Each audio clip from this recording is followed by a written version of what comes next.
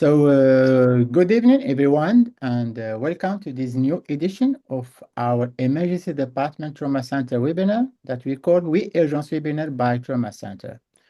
Tonight, we are focusing on a very important topic for all emergency physicians. I'm talking about how to manage arrhythmias in the ER.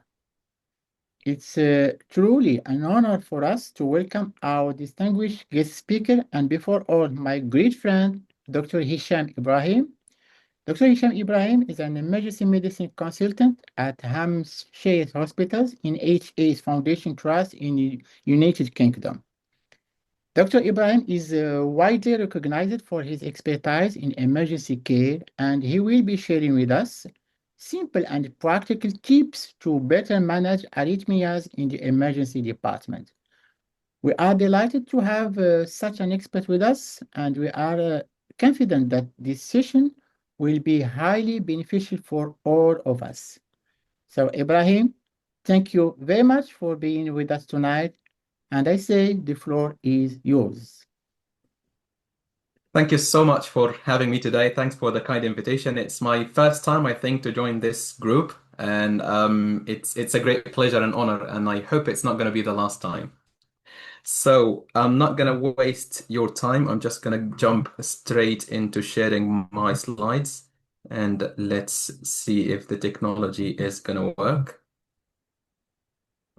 It's okay. So brilliant. So Yeah. let's make it. Okay. So yeah. My name is Hisham. I'm one of the consultants of emergency medicine in United Kingdom, and it's a pleasure to be with you here today. Our plan today is to talk about some arrhythmias, but from a little bit of an advanced look. So we'll try to cover some basics and we'll extend it to the advanced level. So before we start, can I get you guys to scan this QR code with your mobile phones, because this is going to allow you to participate in the discussions as we go. So I'll give you a few seconds to scan this. Don't worry if you miss it, because it will come back when we come to the interaction. So as I said, our objectives from this talk is going to be to talk about management of SVTs and AFs in some special circumstances. So let's start with a case. We're going to jump to the emergency department resuscitation room, and I'm going to introduce this lady to you. So this is a patient that I have seen maybe about 10 years ago. She was 63-year-old. She presented to me with palpitations.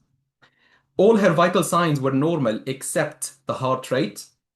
An ECG was done, and this was her ECG. So I'll give you a few seconds to look at this ECG before I ask you the next question. Okay.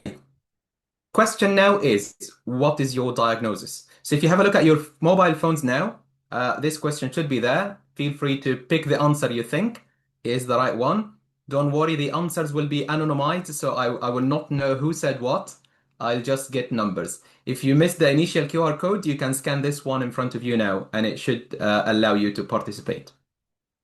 So far only 6 responded, and you are way more than this. Feel free to use the QR code. The chat I cannot see, unfortunately, so I will be just going with the QR code.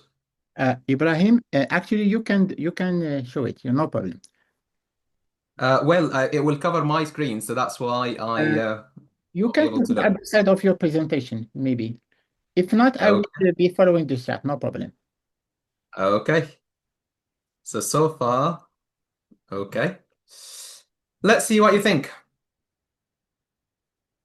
So the majority of you are going with a supraventricular tachycardia, and to be honest, I agree with you. This was my impression as well. This is a narrow complex regular tachycardia, so I would see no P waves, so this is an SVT. Next question. What will be your next step of management? Feel free to type on your mobile phone what you think the right answer is. Valsalva, okay. Let's see if there are any other suggestions from the group. Okay, so vagal, Valsalva, adenosine. Valsalva is getting bigger and vagal is getting bigger. That means that more of you are choosing it. Yeah, I agree with you. I would go for Valsalva maneuver, and I would specifically do what's called the modified Valsalva technique. This patient was vitally stable, so we've got the time to play, and we can use the Valsalva in this case. The modified Valsalva technique is a new technique that came out to our practice in 2015. So let's have a look.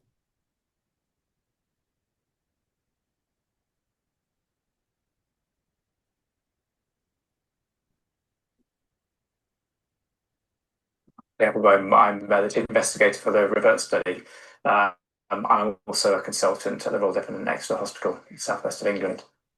Hi there. Well, I see from your heart tracing that you've got a condition called SVT. So the REVERT trial was a randomized controlled trial to look at a method of modifying the Valsalva maneuver for the treatment of SVT. Asked you just to get a good seal around there with your mouth and blow hard enough to make the needle reach. Modification was designed to increase venous return during the relaxation phase of the maneuver and involved laying the patient flat and lifting their legs in the air at the end of the strain phase. Overall, we found that patients that were randomized to the standard maneuver, only 17% of patients were cardioverted to sinus rhythm, whereas for the modified technique, 43% of patients returned to sinus rhythm.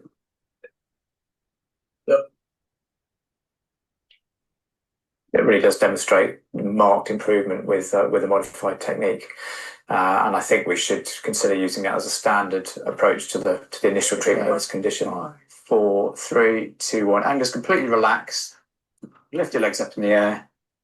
So we used a blood pressure manometer that was modified for the trial, and that can be done in emergency departments. But in other practice or usual practice, a 10 ml syringe blowing just hard enough to start moving the plunger, we believe gives a similar sort of pressure. Right. So you ready? Mm-hmm. And ready, steady, blow. And the benefit of that is that patients can use this at home and outside of the hospital because it's a condition that can recur. And that gives the patient some control and may mean that patients don't need to come to hospital in the first place. Okay, I'll set you back up.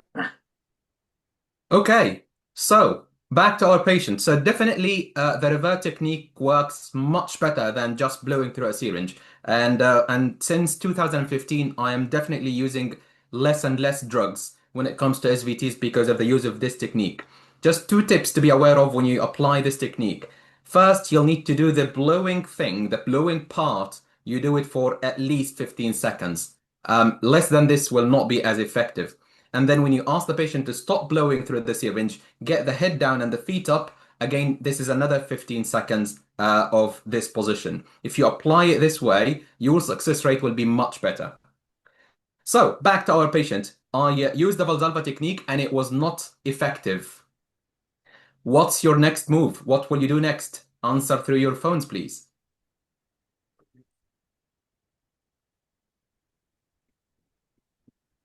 Yeah, I think we all agree that adenosine is going to be the next step.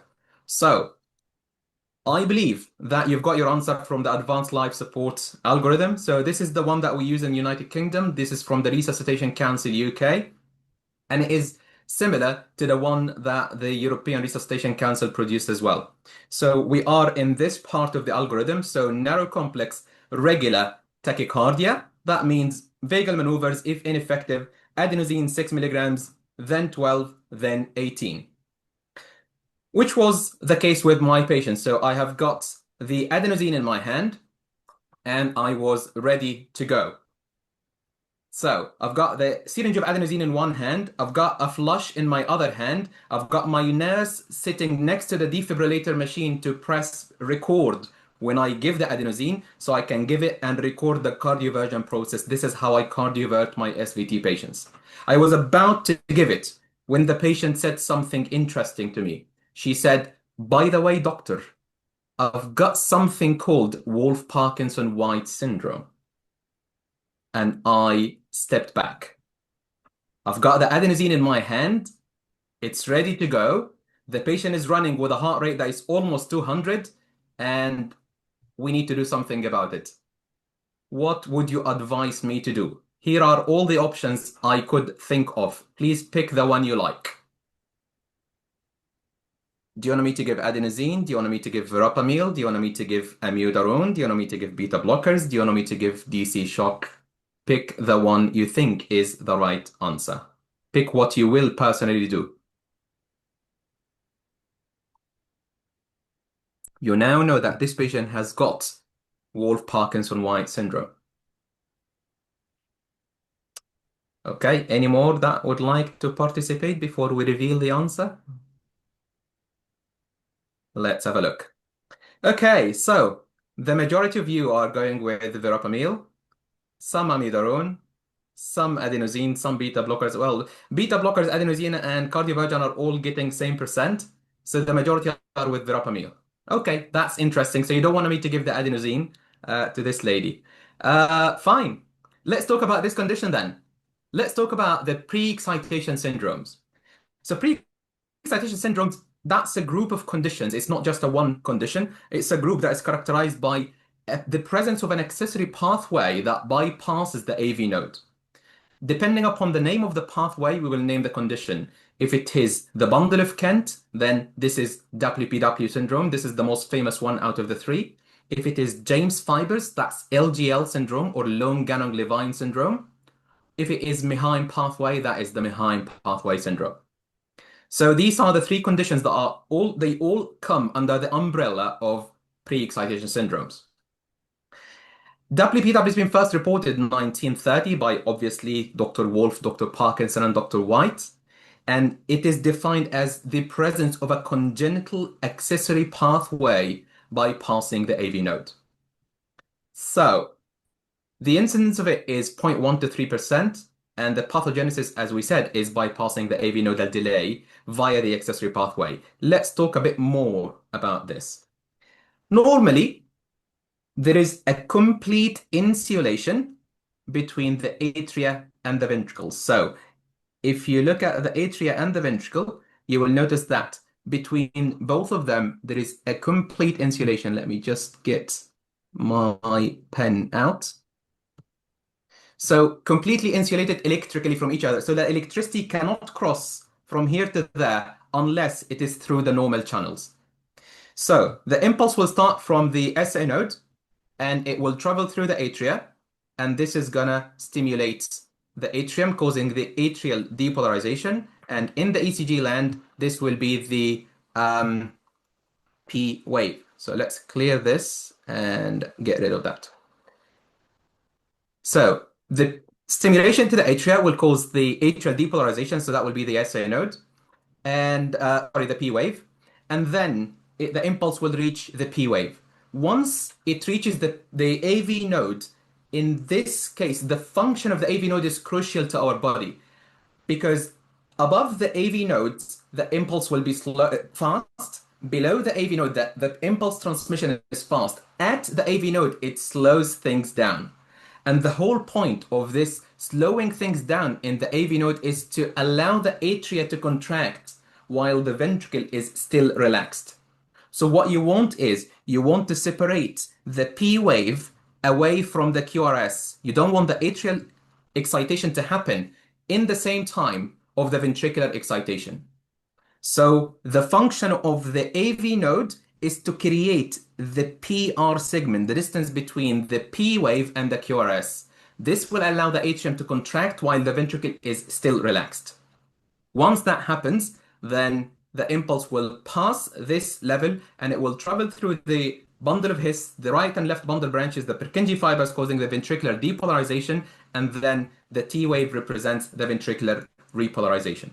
So the most important bit to be aware of here is that the AV nodal function is to delay the impulse transmission to the ventricle.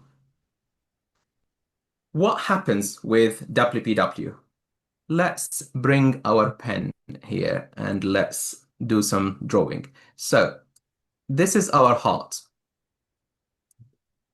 We've got the four chambers, SA node, AV node, bundle of His, right and left bundle branches. And let's assume that this patient has got WPW, so we're going to have here an accessory pathway. So here's the extra channel that we have here. What will happen here is the impulse will start from the SA node and it will stimulate the atria as normal. So your P wave will be normal. The P wave the impulse will go through the AV node, but there will be some delay here because this is just the nature of things. But also it will travel through the accessory pathway. So it will reach the ventricle quicker than expected. So the complex will start earlier than expected. But because the transmission of the impulse here is not through normal conductive tissue, it's a myocyte to myocyte transmission, the slur upstroke is going to happen because it's not going to be as fast as expected. So the first part of the complex will not be as sharp up as expected. Then it will reach the other side and it will continue and fire, and the rest of the complex will be okay. So again, the P wave part is fine because the impulse came from the SA node. The PR interval will be very short because we bypassed the AV nodal delay through the accessory pathway. The first part of the complex will not be sharply up. It will be a bit slurred. It will take more time to go up because it's going through myocyte to myocyte, not through normal conductive tissue. And then the rest of the conduction will be okay. So the rest of the complex will be fine. This will create the triad of WPW. So this triad is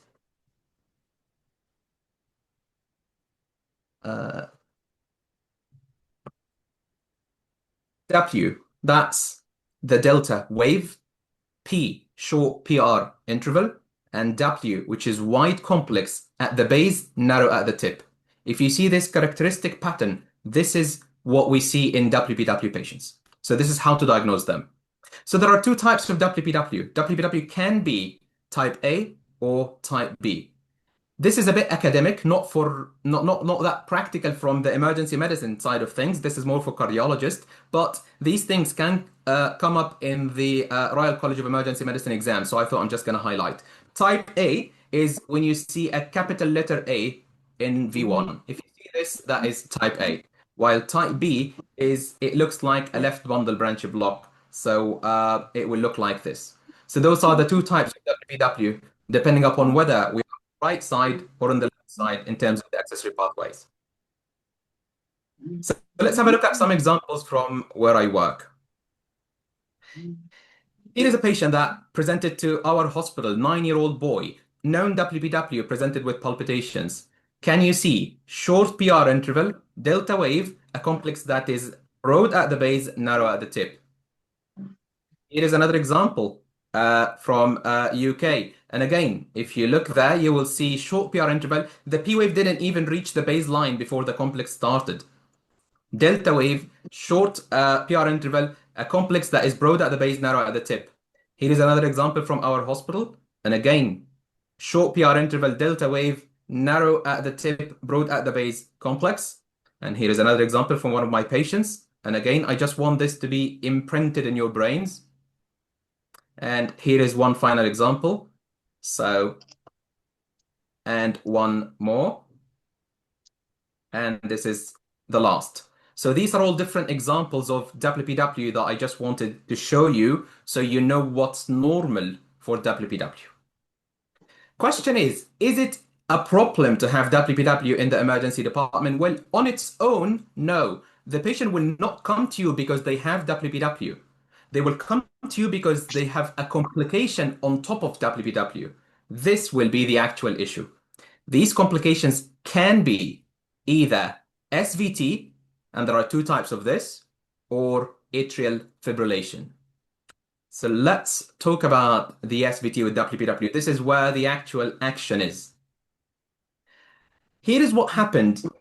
What happens normally with any SVT. So let me see if we can do some drawing here. So here's our heart. Let's just change this. Okay. So here's our heart. And as we said, what happens normally with any SVT is if we make this part bigger and expand it here, the SA node will fire an impulse, it will reach the AV node. Within the AV node, something is going to happen. It will be what we call a re-entry. The impulse will go down and then will turn around to go up again. and then the same impulse will just keep going in circuit. So this circuit of re-entry is the reason for what we see as SVT. So narrow complex regular tachycardia. How do you treat this? All what you need to do is you will just need to break that circuit at any point. So if you give an AV blocking drug, like a strong AV blocking drug like adenosine, it will break that circuit and it will allow the normal impulses to go down, and happy days, we are back to sinus. All you need to do is just to break this re-entry circuit, and that will fix the problem. This is what happens normally with any SVT.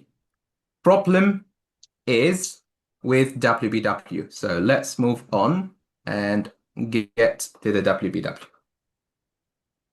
With WPW, the SVT can happen with a different mechanism. The SVT will happen this time because of traveling through the accessory pathway.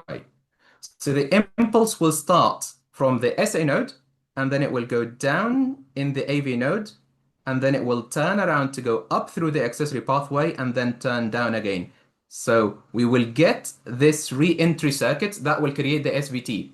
But what we need to focus on is what happens in the normal conductive tissue in this area here.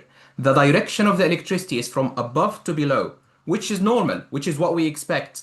This pathway is designed to transfer impulses from above to below. So this is normal. So the outcome of this will be a narrow complex regular tachycardia. It is the type of SVT that you will look at and think this is SVT.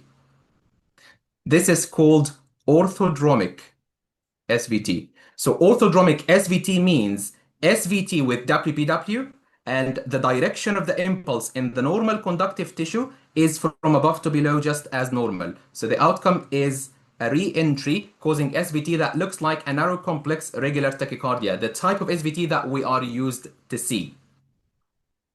When it is the other way around, it looks different. When the impulse goes down through the accessory pathway and then up through the normal conductive tissue, the re-entry will happen again and you will get the same circuit. But this time, the travel in the normal conductive tissue is from below upwards. This tissue is not designed for this. And because of this, the impulse transmission will be slower than normal, which means that the complex will take more time, which means that the outcome will be a broad complex regular tachycardia.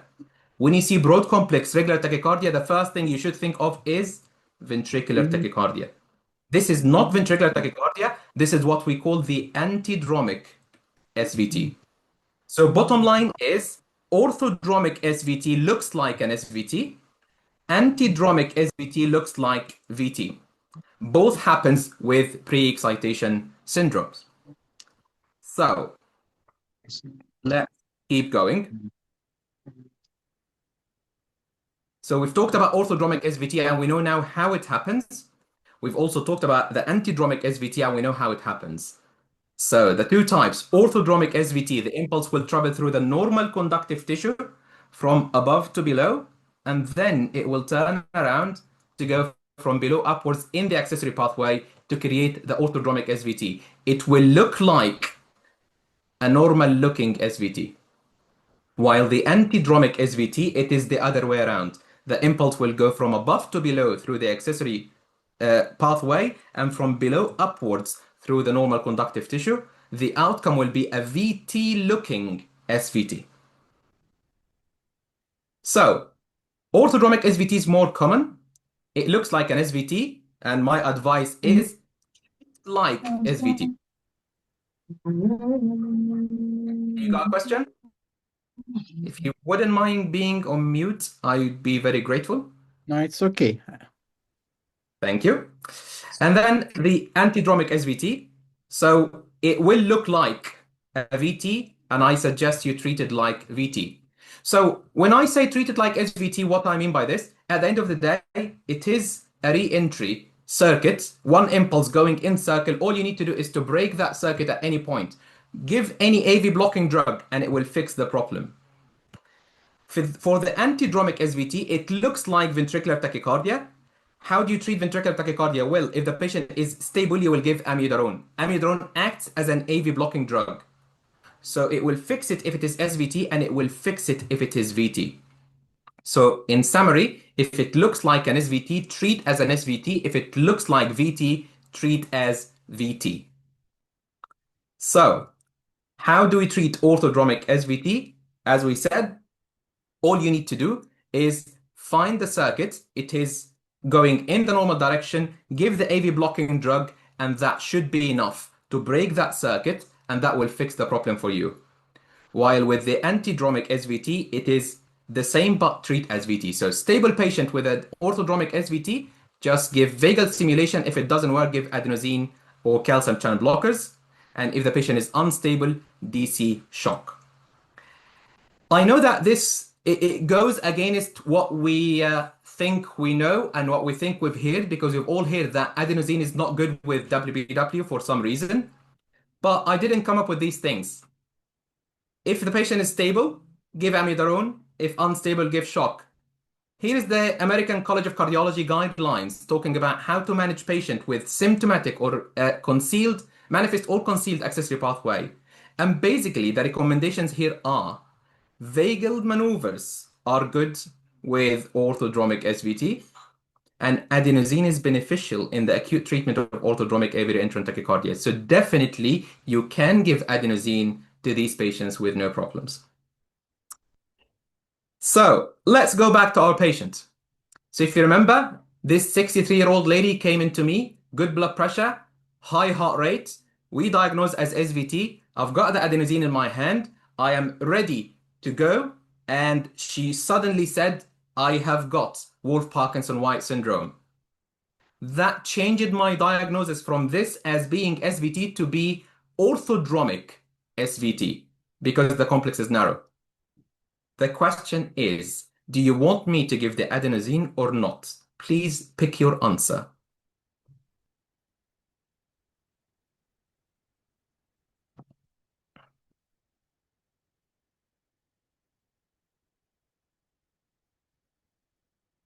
Any more? Let's see. Yeah, let's give the adenosine.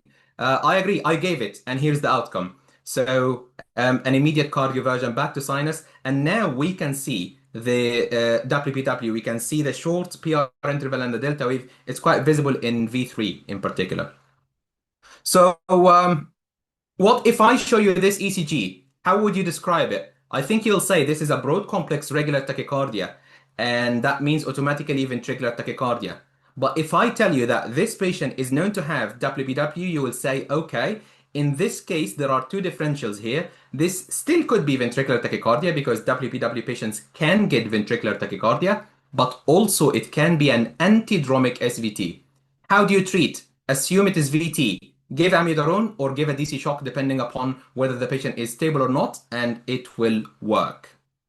So that's regarding this part.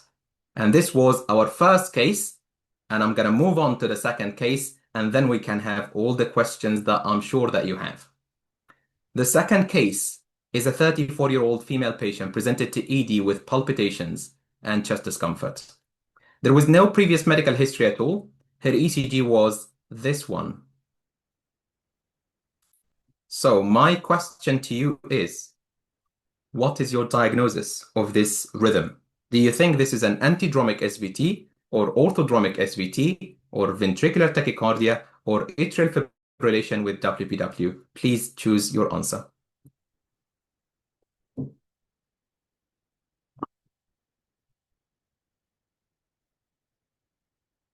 Any more? Okay. So I will give you a small tip in here. Look at this rhythm and tell me, is this regular or irregular? If it is irregular, and by the way, it is irregular, it cannot be VT, it cannot be SVT. The VT rhythm must be regular. So this must be something else. This must be AF with pre-excitation. So let's analyze this ECG. I've got another question for you. I would like you to choose one of these. What is the highest heart rate that you've ever seen in your career in an adult? Was it above 150, 150 to 200, 2 to 250, 250 to 300, above 300. Just tell me your thoughts. This is just from your personal practice. So pick the one you like. Let's see. Yeah, I think that makes sense. So the majority are going with 200 to 250. That makes perfect sense. Some of you reached 300. Very few crossed the 300. And that is perfectly sensible. Very few of us have seen above 300. I've seen it once in a ventricular tachycardia patient, and it was 303. That was the highest I've ever seen in an adult.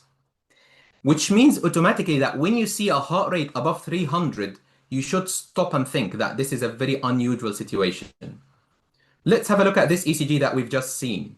And I'd like you to have a look at a lead AVL. And I want you to tell me, what do you think the heart rate is with the third and fourth complex? So in this area here, what do you think the heart rate is in AVL? This is definitely more than 300. This is very unusual. So when you see a heart rate that is irregularly irregular, that is crossing 300 in rate, complex shapes are variable, sometimes narrow, sometimes broad, no P waves. And lastly, if you look at the lateral leads V5 and V6, you can imagine sometimes seeing what looks like a delta wave there. If you combine all these dots together, you will come up with the answer, which is this is AF with WPW. So let's talk about this important condition. Let me tell you what happened normally in any AF patient. So in AF, let's just do some drawing here. Let's get a better pen. Okay, so in AF, what happened is we said that there is a complete electrical insulation between the atrium and the ventricle. We've got the AV node that is transferring things down. What do you think the atrial rate is in AF patients? The atrial rate is 300 to 600 beats per minute. This is the atrial rate in any AF patient that you've seen. Yeah, but when we see these patients, their rate is about 150, 170, 180. Yeah, but what you're looking at there is the ventricular rate, not the atrial rate. The atrial rate goes to the AV node. And thanks God that we've got the AV node that will kill the extra beat, because the AV node knows that our heart, our ventricles are not designed to tolerate a rate of 300 to 600. We will die if this happens. So the role of the AV node is to kill these extra beats and to allow only, let's say, 180 to go through. This is what you see in your AF patients. This is what happens in a normal AF patient that you see. So you will see an atrial rate in the form of fibrillation waves that is 300 to 600, but the ventricular rate will be much less than this because of the AV node. How do you treat AF? You give strong AV blocking drugs. You try to make the blockage here stronger via giving drugs to decrease the rate even further, to turn it into, let's say, 70 beats per minute of AF. So you're asking the AV node to not allow the 180 to go down and to allow much less to go down, which is what you do when you give beta blockers or calcium channel blockers or verapamil, or beta blockers or digoxin to these patients. You're trying to reach this number via increasing the strength of the AV nodal block. So let's move on to what happens with WPW and AF, because the story is very different. So here's what happened with WPW. With WPW and AF, here is your heart. Your atrium is firing with the same rate of 300 to 600 beats per minute. But this time, there are two ways down. There is the AV node and there is the accessory pathway. So we're going to split here to two. The AV node and the accessory pathway. The AV node, we know what happens. It kills some of the extra beats, so it will allow about 180 to go down. These 180 beats will be of narrow complex because they are going through the normal conductive tissue. They will be just irregular and fast with a rate of 180. These ones that are going through the accessory pathway will be different. They will be running with a rate that would reach 300 because there is no AV nodal delay here. There will be going through a myocyte to myocyte transmission. So this is not a normal conductive tissue. So some of them will be broad, some of them will be narrow, some of them will be bigger than the others. It will be just bizarre. When you combine the two together, this is what we have seen in our ECG. Some normal looking beats with a rate that is reasonable for AF, some very fast beats which are broad and bizarre. How do you treat AF normally? You give an AV blocking drug. Let's assume that you will treat this patient just like any AF patient. Let's assume that you've decided that you're going to give beta blockers or calcium channel blockers to this patient. Here's what will happen. The 300 to 600 beats per minute will try to split between the two, and they will find here there is a complete blockage. There is no way down. What you're doing now is you are transferring all of them down the other path. This will turn the AF into VF cardiac arrest. That is why it is absolutely contraindicated to give adenosine, verapamil, beta blockers, digoxin to any patient with pre-excited AF. It's not about the WPW, it's about what's complicating WPW.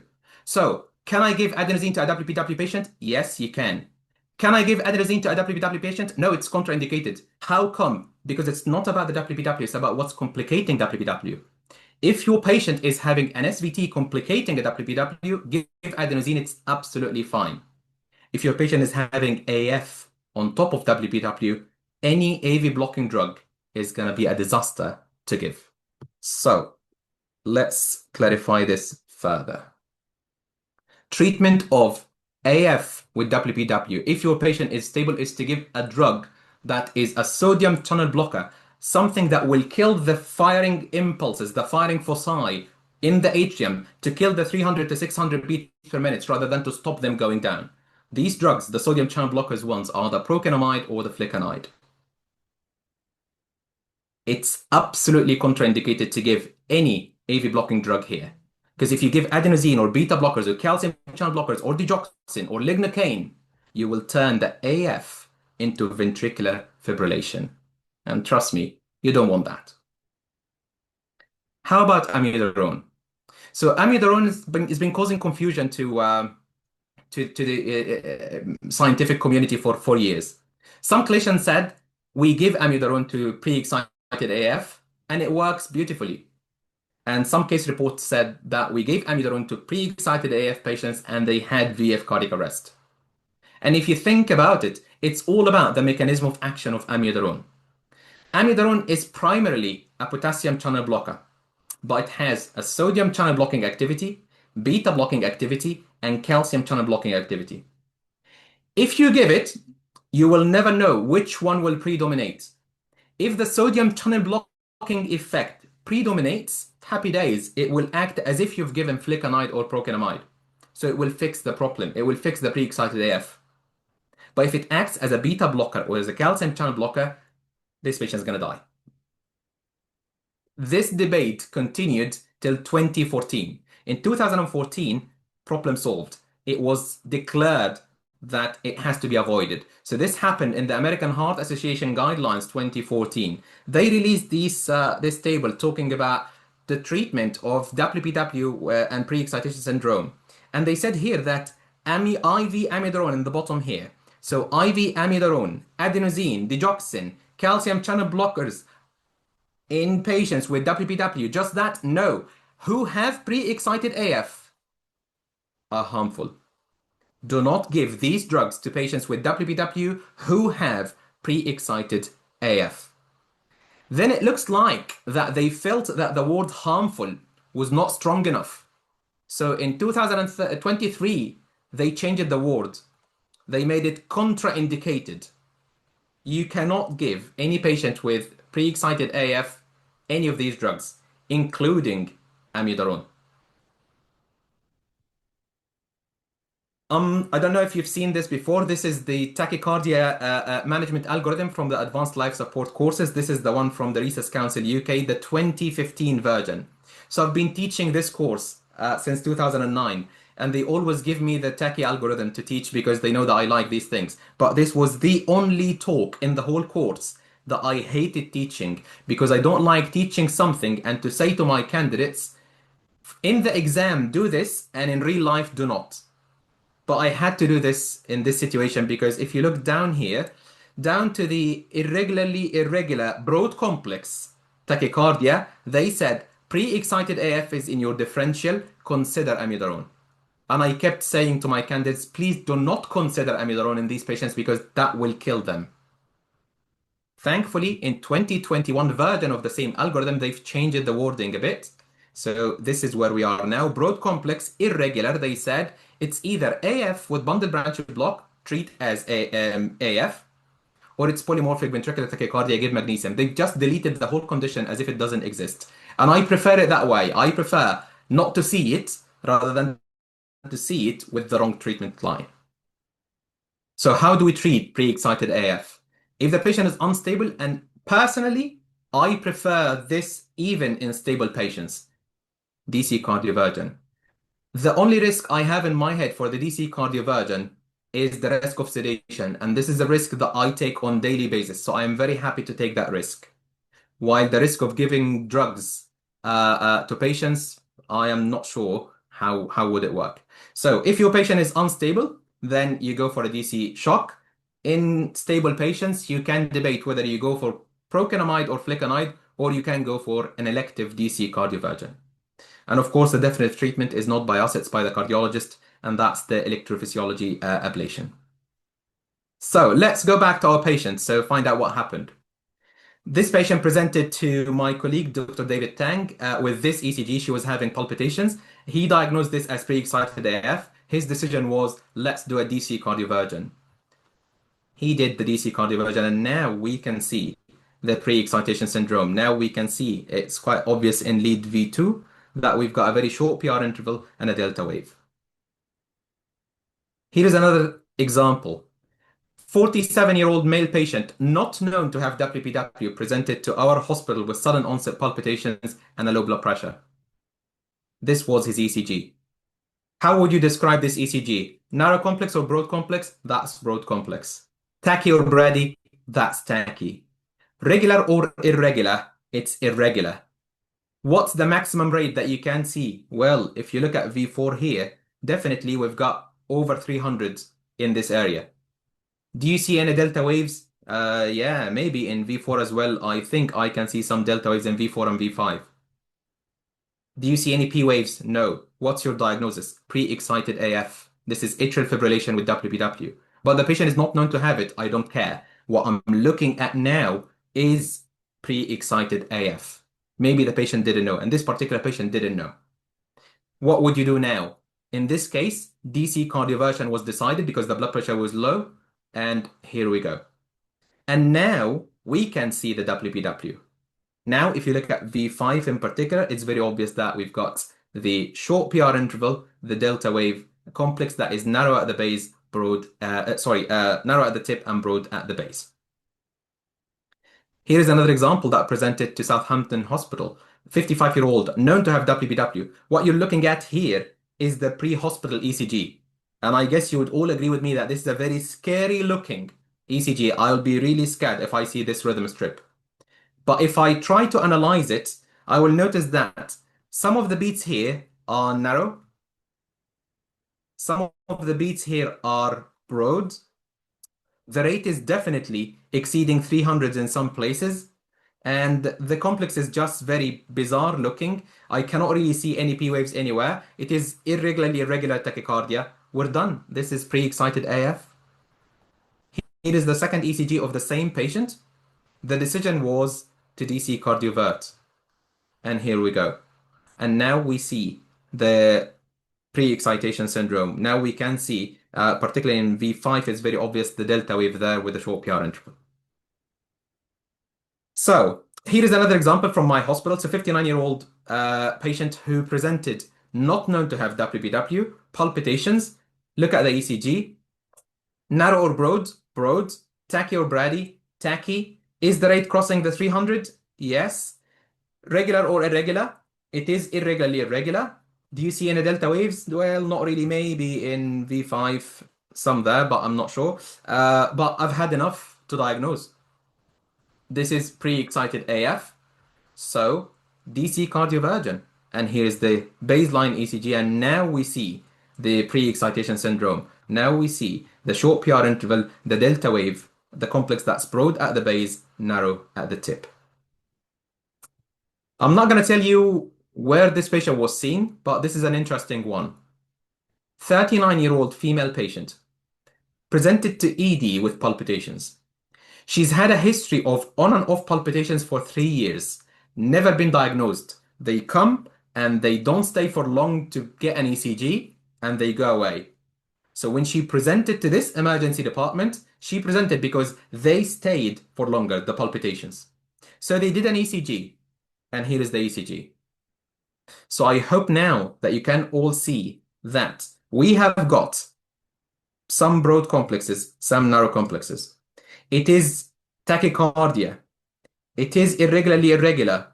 The rate is exceeding 300s in some places. If you look at V3, it's obvious there. There are some delta waves that I can see in V3 and some of them in V4. So this is, to me, is pre-excited AF. What would you do here? Either procainamide or flecainide, or you will DC cardiovert.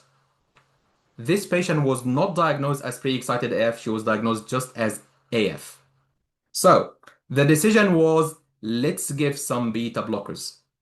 So this patient received beta blockers and she didn't improve. So they decided to give calcium channel blockers, verapamil. That's the second mistake now, because giving verapamil with a rate controlling beta blockers, that's a contraindication because there is a risk of asystole here. But the interesting thing that happened was this patient received 2 drugs that are AV blocking drugs, 2 drugs that are supposed to slow her heart rate down, yet the heart rate increased to 240. And everyone started scratching their heads, thinking, how on earth we've given 2 drugs that should slow the heart rate down and the heart rate increased? Well, we all know now. This patient has got an accessory pathway. They are just blocking the AV node, allowing more impulses to go through the accessory pathway, allowing the heart rate to go up. So it's very obvious. But it wasn't obvious to them. So they phoned the cardiology registrar, who suggested giving procainamide, and they said, we don't have it. So he said, let's give amiodarone. They were trying hard to kill her without knowing. But anyway, she was lucky because amiodarone in this case worked as a sodium channel blocker. And this is her post-amiodarone ECG. And now we can see why she's been having the palpitations for the last 3 years. She has got WPW. And she presented with pre-excited AF. And luckily, she didn't die from the beta blockers, she didn't die from the verapamil, and she didn't die from the amiodarone. They were really stretching their luck here. So, last 2 cases. If you look at this ECG, you will see broad complex, irregularly irregular tachycardia. There is one of 2 things that can cause this. Either this is a patient who's known to have right bundle branch block, then developed AF, or this is a patient who is got AF with WPW. Which one do you think this one is? Do you see complexes that are variable in shape, rate that is exceeding 300? And do you see delta waves anywhere? So if yes, then pick the AF with WPW. If no, then it's AF with right bundle branch block. Can you choose which one, please?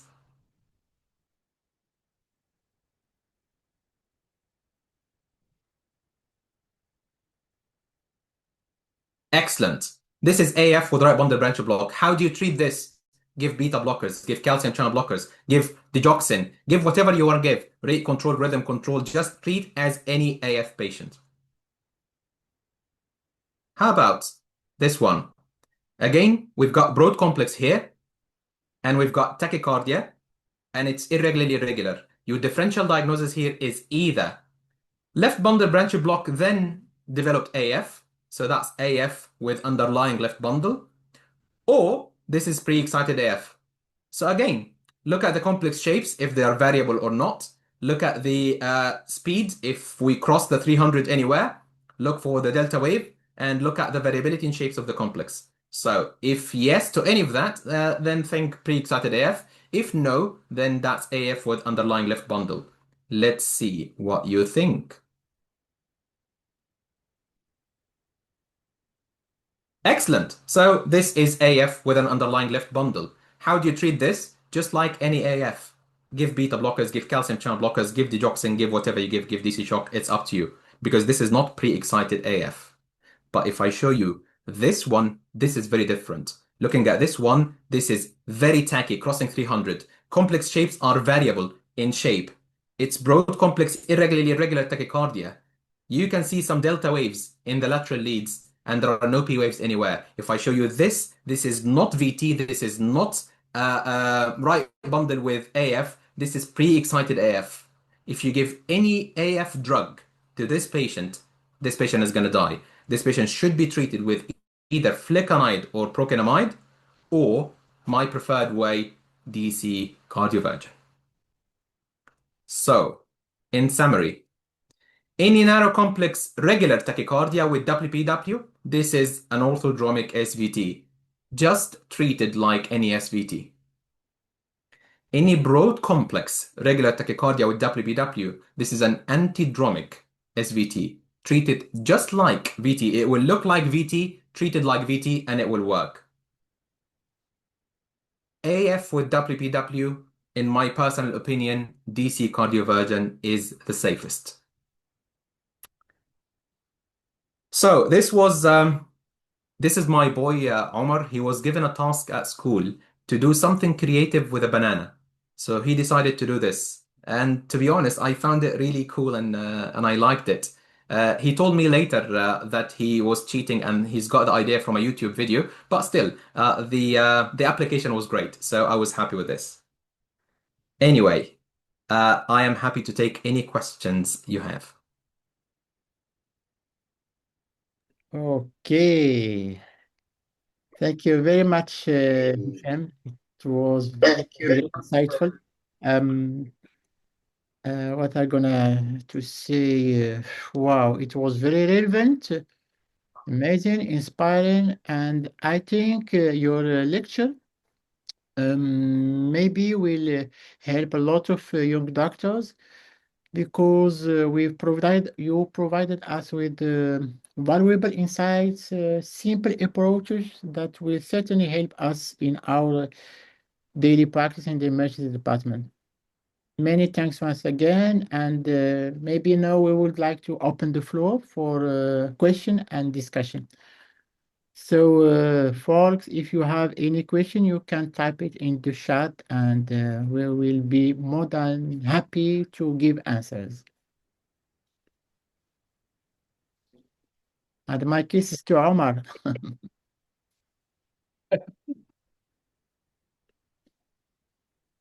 Any questions? Hello, sir. How are you? All good, thank you. Okay, Hisham, can you please just stop sharing the presentation? Yeah. So can I just, before I stop sharing the presentation, Yeah. I have just created a small gift for you guys. Okay. So Sure. you scan this QR code, it will give you an ebook that I've created. So it's got a summary of this talk and many other talks that I presented. So be my guest, you can have this, and this is my contact. Also, it will add you to my mailing list so I can email you some other ECG tips if you want to. So I will just leave this for a few seconds for you if you would like to get a copy from this ebook, and then I will stop sharing. Okay. What a gift. Thank you very much for Eid al-Mawlid. Thank you. It's done from my part. It's okay. So we'll be ready to take the first question from Hanan El-Karima. So Hanan El-Karima says, hello, thanks with her question. Okay, hello, thanks for your eloquent presentation. So please, how can we deal with tachycardia in the pre-hospital setting? Okay, I'll be curious to know first, where do you work? Which country are we talking about? Because it varies significantly depending upon where you work. So if we're Uh, talking about UK, for example, it's very different, I guess, uh, compared to Morocco. I don't know. Maybe I will give just more detail. Hanan is working in the pre-hospital system from Morocco. So Okay, we so little bit following the French system with the doctor and nurse and ambulances at the seat of at the field of the acute situation. okay, so I don't know if you keep drugs in the ambulances and what sort of drugs do you have. So in UK, for example, they don't keep adenosine in the back of the ambulance. So when they face a situation of an SVT, what they do is they do the Valsalva. They can do the modified Valsalva technique, the revert technique. So they get the blow through the theories, then head down, feet up. So they do this, and if it doesn't work, they scoop and run. They come to the hospital and they don't really do anymore. So the only drugs that are available in the pre-hospital settings for the paramedics are the cardiac arrest drugs. They're allowed to use this. They use them very efficiently, but when it comes to anything beyond the cardiac arrest situation, they do not use them. They also have some trauma drugs like tranexamic acid and things like this, but not too much.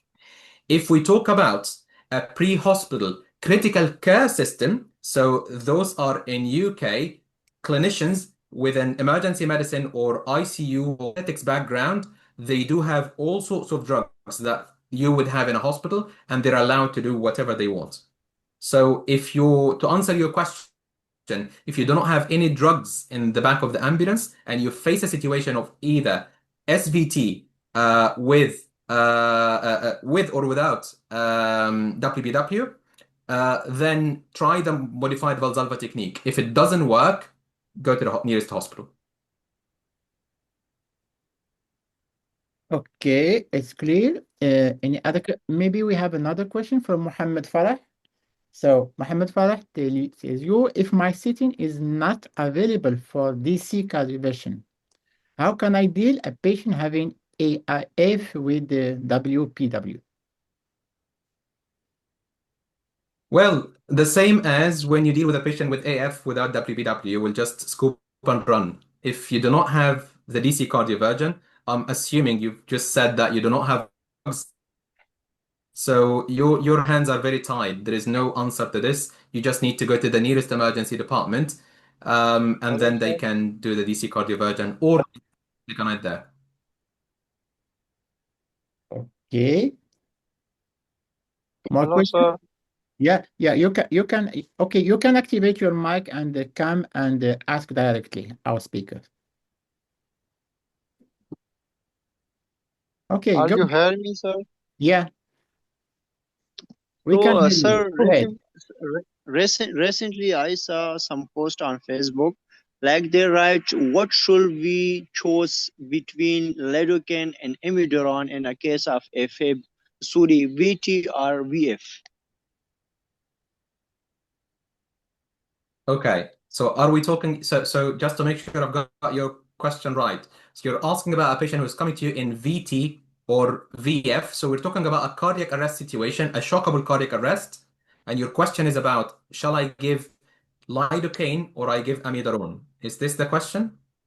Yes, sir, you get it.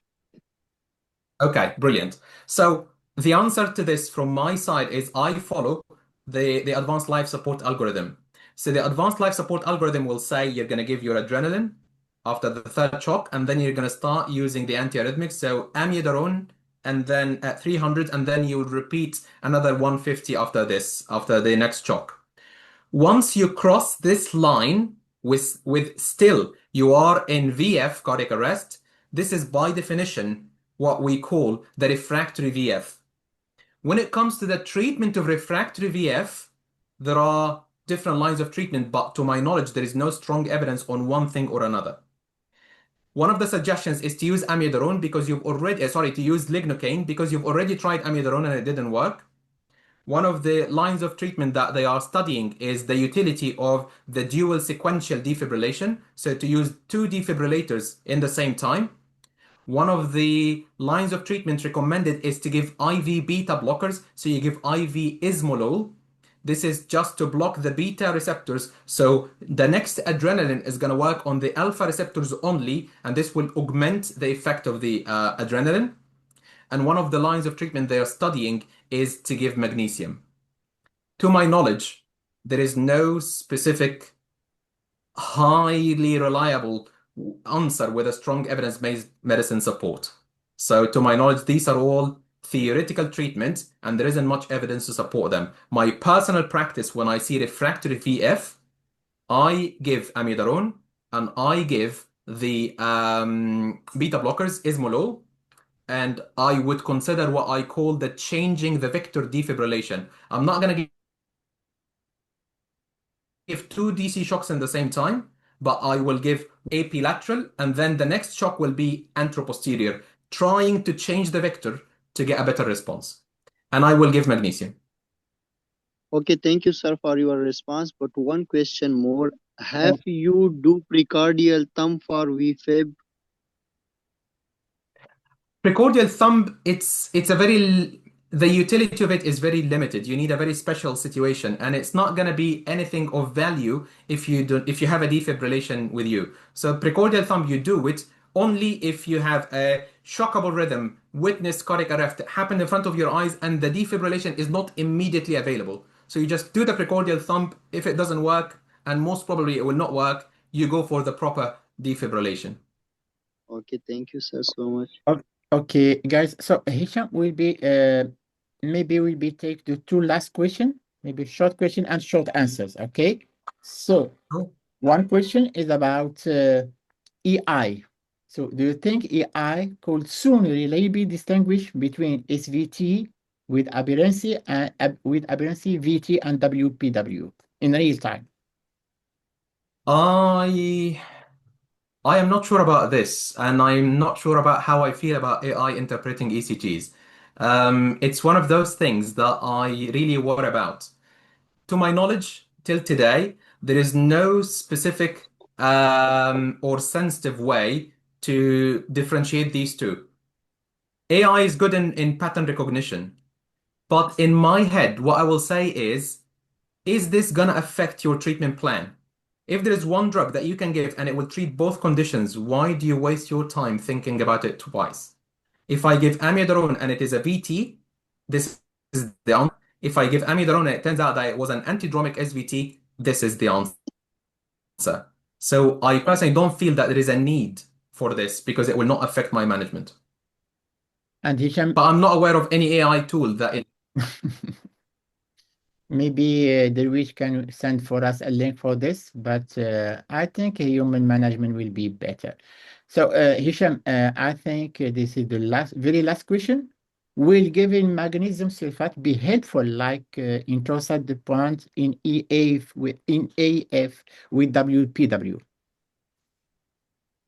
Personally, I don't think so. I'm not aware about any strong evidence to support this. Giving magnesium in AF patients is not a strong line of treatment anyway, and there is no difference between giving it in AF with pre-excitation versus giving it in AF without pre-excitation. So personally, I don't think it will make much difference. In torsade de pointes, it is one of the lines of treatment because it is a case of most probably hypomagnesemia. But in other cases, that's a very different situation. That's great. So, Hisham, really, I would like to sincerely thank you for this excellent presentation and for sharing this experience with us. And what is very amazing, your practical way, your practical tips will undoubtedly enrich our clinical practice, and we are truly grateful for your contributions.